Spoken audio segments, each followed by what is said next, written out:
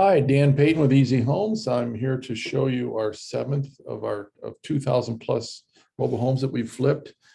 You might see a different background. I'm in a Holiday Inn Express in Niles, Michigan, out on the road today and tomorrow looking at mobile homes. That's one of the things about flipping homes the way we do is you are in a constant state of hunting down new homes and trying to get that next good deal. We try to get somewhere between 5 and 10 homes a month, 100 plus homes a year. And so when we look at our total P&L over the 15 plus years, I want you to understand that, in the beginning days of our business, we did a lot of buy and hold.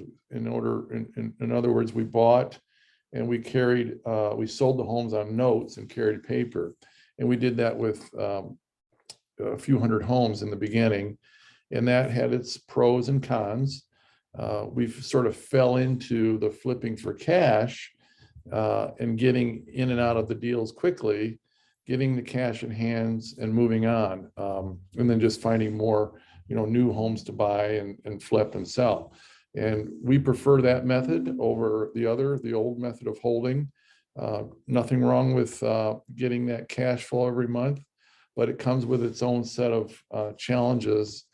I'm not, I wouldn't say don't do it. I just say that every other way is of doing it other than the way we do it now, where we flip homes. Every other way of doing it is not the right way. So, but look, we've bought some homes within the last probably 4 or 5 years that we've sold on payment plans and got a large down payment on the homes and had high monthly payments and short notes, 5 years or less, in order to get our money back as quick as possible. So we definitely prefer cashing out as soon as possible, taking our money and running and going on to the next deals. With that said, I'm going to just jump into our slideshow real quick here. I want to show you our numbers one more time, total numbers. And so in this 15-year period, we've flipped over 2,000 plus homes. Our gross income was about $7.5 million. Gross expenses just under 2 million. So our net income in those 15 plus years was a little over $5.5 million. So pretty good numbers for a couple of guys who knew nothing about flipping mobile homes in the beginning and have learned hundreds of ways not to do it the right way, but thousands of ways to do it the right way. So let's jump into this quick home. And I promised that I would show you the good, the bad, and the ugly. I've been showing you mostly good outcomes. There are a few bad and a very few uglies. This one I would say is in the bad sort of category. It did make money, but if I had to do it all over again, I wouldn't.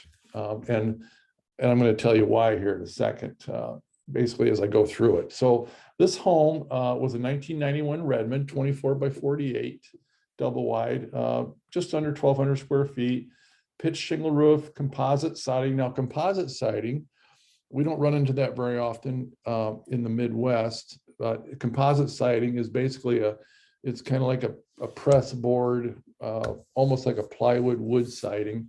A lot of those, I find a lot of that type of siding in the warmer states. This was a 3-bedroom, 2-bathroom, 2x4 construction.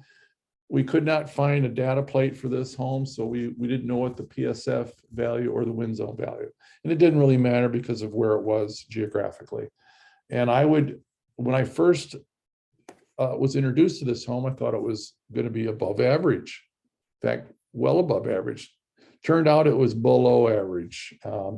Not a good home for a lot of different reasons. What was included with this one, it had a stove, a dishwasher, it had no axles, no hitches, so it had bare bones. It did have that awning right there, which became more of a problem than, more of a hindrance. The minuses on that, or the pluses, were very few. I'd say the price was the only plus on it, if I can even say that, come up with a plus on this home. It was a very motivated seller. I found out why she was motivated after I was already into the deal and already bought it. The minuses, there's just the list is too long. I could spend an hour on a video going over all the minuses on this home. I don't think it's worth it, but I'm gonna hit the worst problems with this home as I go through a little bit more of this. Let me do the photo tour, and that'll kind of help with some of the finding out what some of those minuses were. So let me get up into this guy here. Yeah, so when I got out to this home and got inside, as soon as I walked into it, it smelled like mildew. You can see there's a lot of sort of rotting and on the drywall and on the door frames. In fact, it was pretty hideous, actually, to be honest. And I was not thrilled at all when I stepped into this home. And I was really already kind of committed to it by the time I got to this home.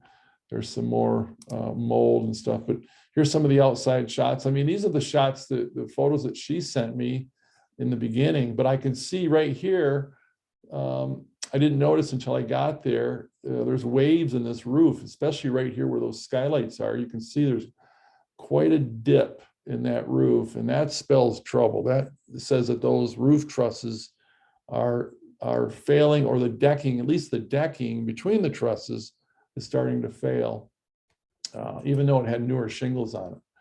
So let's keep blowing through some of these pictures. All the subfloor was exposed. There were no floor coverings.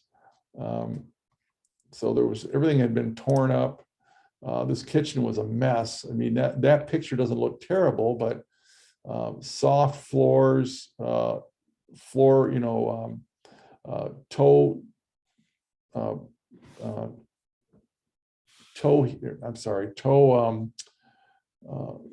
the stuff on the bottom of the floor. I can't think of what I'm talking about here. I've been driving all day. So anyway, there were lots of trim was just missing, broken, gone, or a mess, or moldy, all kinds of things. This one had a wood burning stove in it.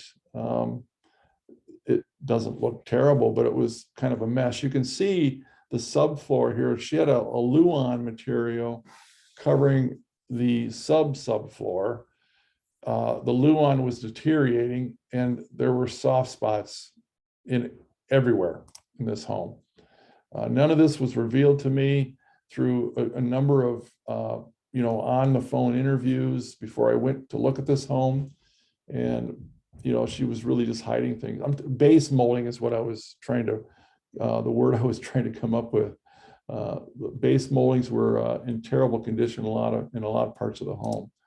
A lot of kicks, and so here's the other side of that roof. You can see there's some dip and some sagging going on here.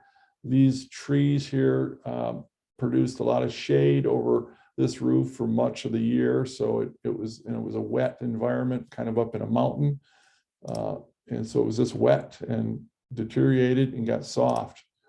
You can see all this. She's got all this debris on this roof that she never removed year after year, so it was just not well maintained. But I got pictures. Some of these pictures I took myself when I got there, like these here. I never saw pictures with all this debris on the roof. And when that kind of stuff lays up on a roof month after month, year after year, and it rains and gets wet, well, all that just adds more deterioration to the roof. Go through a few more of these. They had an awning. The awning was no big deal. It was a pretty simple awning, not difficult to remove. The underbelly was pretty good on this home. There's one of the axle brackets right there, but the axles were missing. It was pretty clean underneath. Everything's straight. We don't have any insulation sort of falling down and that kind of problem. It turns out, though, this home, one of the big problems is the frame was was not in good shape, and it was not even roadworthy. In fact, this home is still sitting on the property, split in two. Here's some other shots of the kitchen where there's, kitchen cabinet doors are missing. She was trying to repair and paint them, and she was basically just making a bigger mess of the place. Paint cans that were, still had dried up paint in them. Yeah, here's the laundry room where that entire floor was soft and not falling through, but pretty close. This home was just a mess. What I thought was going to be a 2.5 star, above average home turned out to be a 1.5 star at best. The dishwasher was not even connected up. Just a darn mess. So let me get back to our slideshow and go through. So where was this? Now, this home, I live in Michigan and I operate out of Michigan. So, we go to great distances many times to go acquire homes. And we've been out to the West Coast before. This one was in Morgan Hill, California. And I don't usually go out on a long distance purchase until I've really scrutinized the home and vetted it carefully. This one, I thought I had vetted it as carefully as I possibly could. She sold the home to me for $5,000. I knew it had to be removed off the property. I thought, well, it's California. It's a good market for housing. It's right during COVID, and supply is down, demand is up. I thought, well, I've got a winner here. I can sell this thing for at least 20 to 25,000, make a quick flip, and maybe make, $15,000 to $20,000 margin on this quickly. Well, that didn't happen. So anyway, it was on private land. The seller was a woman who was trying to get it off her land so that she could sell the land, and she felt like she could sell it more easily with this home off of the property. I don't know if it would make any difference, but that was her motivation. She found us on a Google search through the internet, and that's how we got connected, starting having conversations. She started sending me photos, but she was sending me photos that were not current. She sent me photos from in the past and not current, and she was trying to play me. And I kind of called her out on that later on. The buyer who bought this, now I'm showing multiple buyers. Well, the first buyer I sold it to for $25,000. He was an experienced mover, an investor. He got to the home and discovered that the frame was broken. And so he had to spend thousands of dollars to try to get that frame repaired. And then he finally just said, I want out of the deal. I want my money back. And we argued about it. I said, I sold it to you as is. We argued some more. The seller was getting upset because the home was still sitting there. This all started back in the springtime of 2021 or earlier. But anyway, long story short, I ended up giving this guy most of his money back, and I sold it to another guy who said, I don't care if the frame is broken, I want it. And he came out and had the home split in two. They moved the home maybe 100 yards, and the mover decided they weren't going to risk trying to take it down the mountain. Morgan Hill is kind of a mountainous area. It's outside of San Jose. And they said the home it probably won't survive a trip down the 12-mile route down to the main highway. So I ended up not giving this guy his money back because he knew very well what he was getting into. He just couldn't find a mover that would work with him. So after all that was said and done, that home is still sitting there to this day, and the seller's ticked. She had a home that was in had severe problems.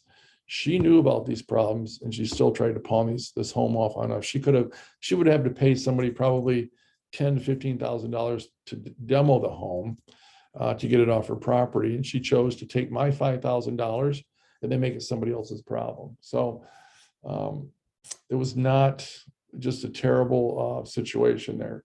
So here were the numbers on it. I paid $5,000 for the home. I had additional costs of $5,442. That was travel costs, hotel, meals, rental car, having to return money to the first buyer, different kinds of expenses like that. So our total basis on this home was $10,442, well over our average basis of $6,332. I sold it.